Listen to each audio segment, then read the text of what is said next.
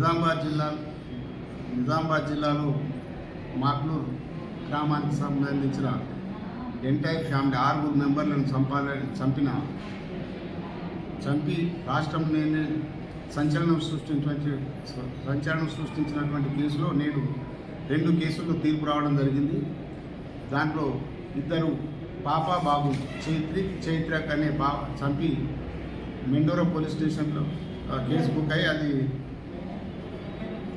Pochampadu bridge దగ్గర వాళ్ళను పాతిపెట్టడం జరిగింది. ఆ కేసులో ఈరోజు తీర్పు వచ్చింది. దాంట్లో నిజామాబాద్ జిల్లా ప్రధాన న్యాయమూర్తి జడ్జి శ్రీమతి కుంచాల సునీత గారు తీర్పు ఇవ్వడం జరిగింది. దాంట్లో తీర్పులో వాళ్ళిద్దరికీ జీవిత ఖైదు మేడిద ప్రశాంత్ మేడిద వడ్డమ్మకి ఇద్దరికి కూడా జీవిత ఖైదు విధించుతూ తీర్పిచ్చింది.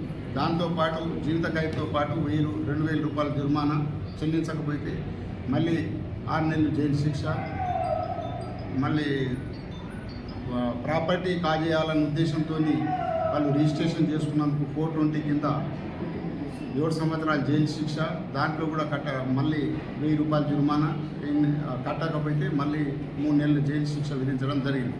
అంతేకాకుండా సాక్ష్యాలు తారుమారు చేయాలని ప్రయత్నించిన కేసులో కూడా 7 సంవత్సరాల జైలు శిక్ష, 1,000 రూపాయల జుర్మానా, 1,000 రూపాయలు కట్టకపోతే దాంట్లో కూడా 3 months జైలు శిక్ష విధించుతూ నేడు జిల్లా జడ్జి శ్రీమతి కుంచాల సునీత గారు తీర్పు ఇవ్వడం జరిగింది. దీంట్లో 28 మంది విట్నెస్లను ఎగ్జామిన్ చేసి అన్ని కూలంకుషంగా పరిశీలించిన తర్వాత తీర్పు ఇవ్వడం జరిగింది.